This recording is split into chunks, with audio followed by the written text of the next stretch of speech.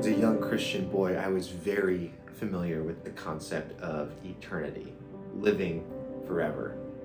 But I was also an only child, and I was anxious and way too analytical. So there's this one night where I get caught up thinking about the concept of eternity, infinite time. And it really starts to throw me for a loop.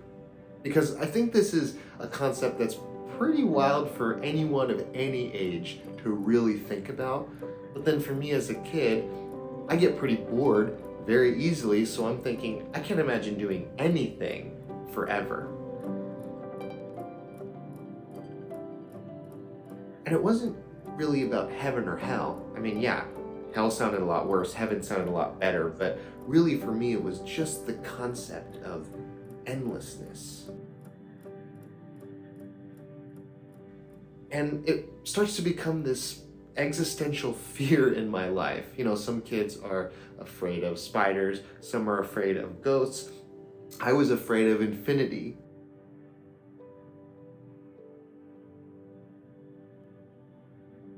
So fast forward, I'm in my early 20s and I'm still in the church, and I'm also just figuring my life out. And I start to go, okay, let's just table the eternity stuff.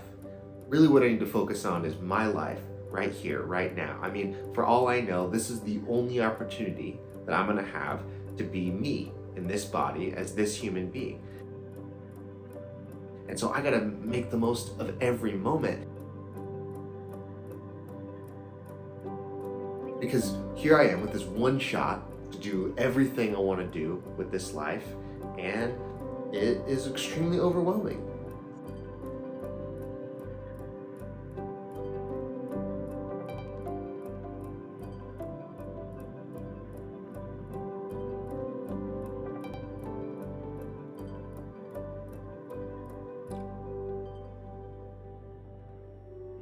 At a certain point, I come across the mystics. And the mystics come from a variety of traditions, but they all sound like each other. So you might have a Christian mystic, or a Sufi mystic, or a Buddhist mystic, and they're probably going to resemble one another far more than they resemble their own tradition. And what the mystics are basically saying is God is not something to be understood with the mind, but experienced with the heart. And yeah, we're surrounded by mystery and wonder and the infinite, but it's not something that you are separate from. It's something that you are connected to and belong to.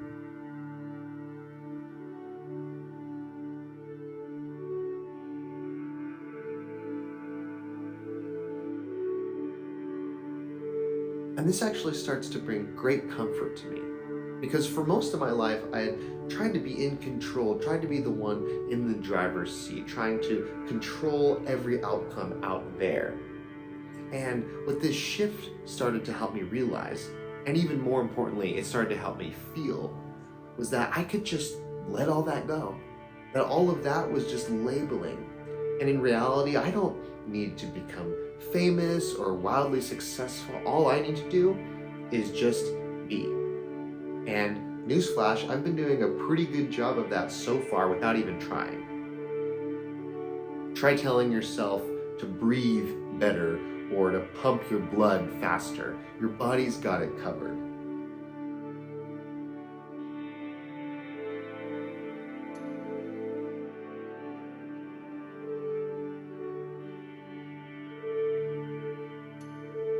There's this mathematical concept around infinity.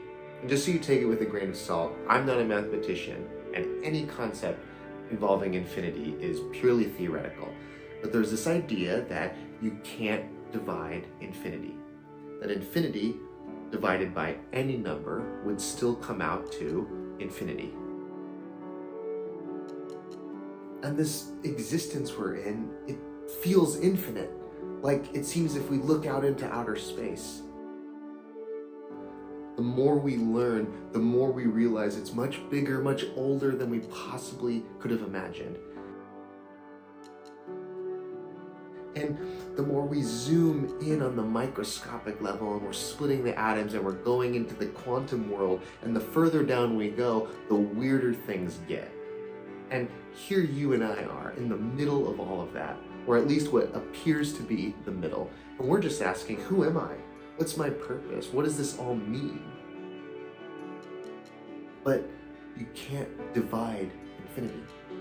Even a little slice of infinity is still infinity. So you're not just a finite thing experiencing the infinite. You are an infinite thing experiencing itself.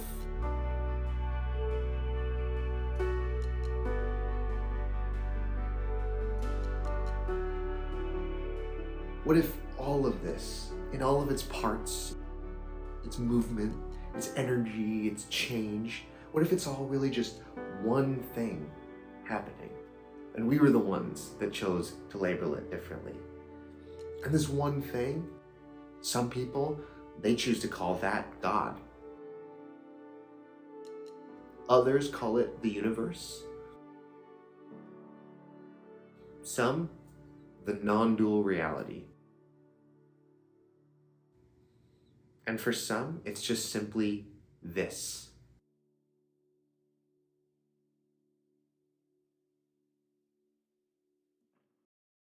So often we're taught to look outside of ourselves, to look externally for the thing that's going to make it all make sense.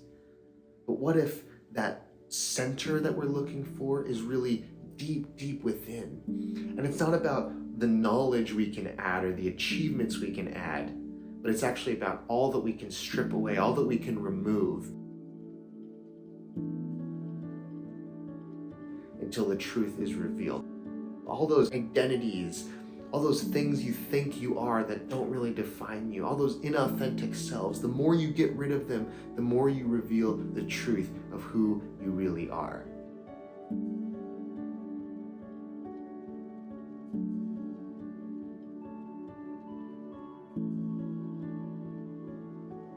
And so you go all the way to infinity and back.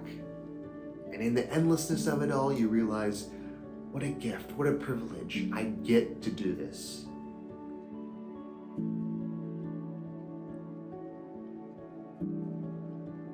So live, love, enjoy, and relax, because you have nothing to prove, nothing to earn. Even a little infinity is still infinity.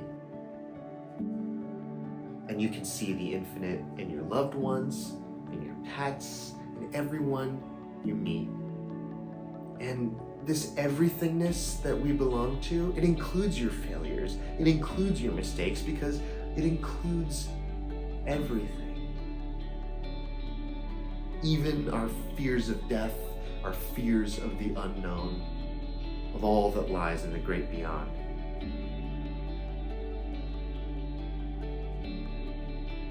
And sure, I still get caught up in thinking about all this, but I don't think we're here to figure it all out. I think we're here to enjoy, to think less and to feel more, so that all of the pain, it belongs. All of the joy, it belongs. And you get to say one big yes to life.